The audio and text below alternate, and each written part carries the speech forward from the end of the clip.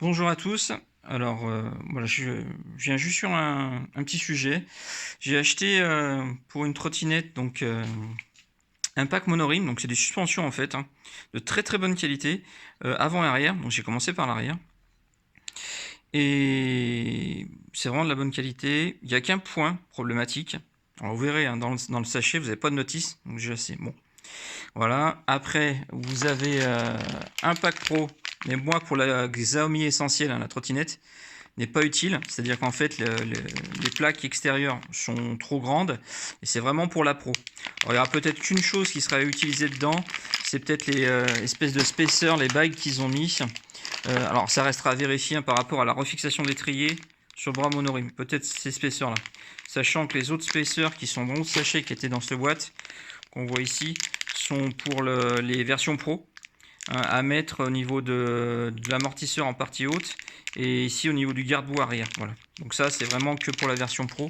Donc à voir pour les spacers qu'on voit là-dedans, si j'en ai l'utilité pour refixer l'étrier de frein arrière. Mais voilà, bon, ça reste à confirmer. Sinon ce sachet pour la essentielle, à part peut-être les spacers pour l'étrier, n'est pas utilisé. J'en reviens à mon problème sur la partie donc des bras. Hein, parce que j'ai essayé de comprendre pourquoi ça allait pas.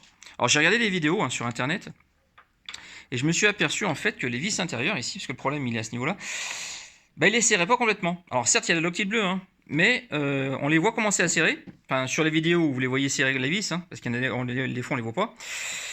Pareil hein, pour percer ici, hein, le forêt étage. Pas la peine de dépasser 11 mm, hein, parce qu'il y a plusieurs étages. Il y a une vidéo où j'ai trouvé une vidéo où il le disait. Voilà, mais en fait, vous arrêtez à 11, quoi. Vous percez à 11 et c'est pas la peine de faire un trou comme egg, ça sert à rien, à part affaiblir le bras. Bon, même s'il y a un renfort du coup et tout, mais bon, autant s'arrêter à 11 puisque c'est pas la peine d'aller plus loin. Bref, j'en reviens au problème.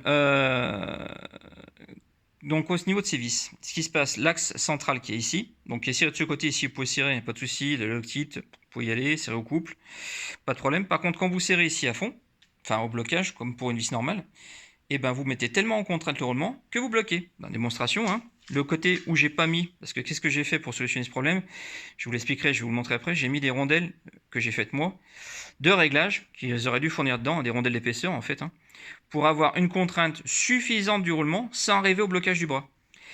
Quand vous serrez votre vis au couple complet, qu'est-ce qui se passe? Ben, ça bouge plus. Voilà. Et si vous forcez, ben, qu'est-ce qui se passe? La vis tourne, mais elle se desserre. Parce qu'en fait, en tournant, ben, vous desserrez la vis. Voilà.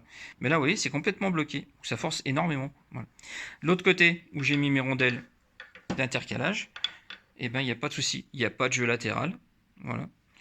Il n'y a pas de problème. C'est sans souci. Voilà. Alors là, je les ai desserrés, hein, du coup. Hein, donc, paniquons pas, hein, parce que là, vous voyez peut-être qu'il y a du jeu, mais en fait, alors pour vous montrer, voilà, la vis est desserrée. Mais je veux dire, quand c'est serré, quand j'ai mes rondelles que j'ai faites en épaisseur et que c'est serré, ça bouge librement. Je vais vous montrer. Et il n'y a pas de jeu. Il y a le chat qui s'excite derrière la porte. On va voir. Bougez pas. On va y arriver.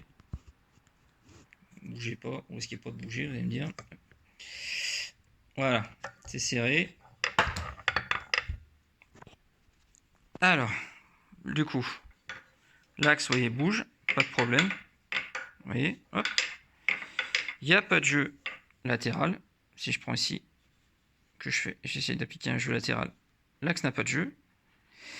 C'est suffisamment résistant sans être trop, donc sans mettre trop en contrainte le roulement, en permettant le mouvement du bras oscillant et en ayant une précharge sur le roulement suffisant. Tout ça en enquillant des rondelles. Alors comment ça se passe? Je vous montre sur l'autre vis. Du coup, la vis d'en face, voilà, hop, on va y arriver, hop, et voilà. On va desserrer la vis d'en face. Alors soyez un peu indulgents, hein, c'est la première vidéo que je fais, donc forcément, c'est peut-être pas tip top, j'essaye de faire au mieux. Mais c'est simplement que je pense qu'il y a des gens qui doivent galérer, et la solution de se dire c'est la loctite, bah du coup vous serrez pas trop la vis pour garder du jeu, franchement je trouve ça un peu moyen. Voilà, enfin bon bref.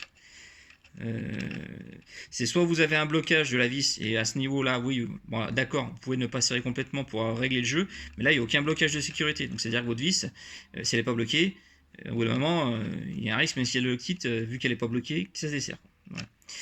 Bref, donc je prends mes rondelles de réglage que j'ai créées, qui sont là. Voilà, je sais pas si on les voit. Voilà. C'est simplement des rondelles que j'ai repercées à 6, hein, puis que j'ai limé avec du papier ou avec le Dremel, hein, pour arriver à l'épaisseur voulue de pré-contrainte. Vous remettez votre vis. Bon, je remettrai la loctite, hein, c'est simplement pour vous montrer.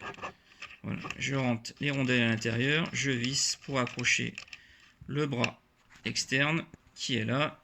On le voit, voilà, il se rapproche. Il se rapproche, il se rapproche, il se rapproche. Je prends mon petit cliquet que j'emboîte. Et en avant, Guingamp, comme disait l'autre. Et on serre. On appelle ça au couple, hein, c'est la grimace. Les anciens mécanos connaîtront. Voilà. Et là, voilà, vous regardez, je reprends le téléphone dans le sens. Voilà, donc c'est serré. On va essayer de faire la mise au point, ça n'y arrive pas.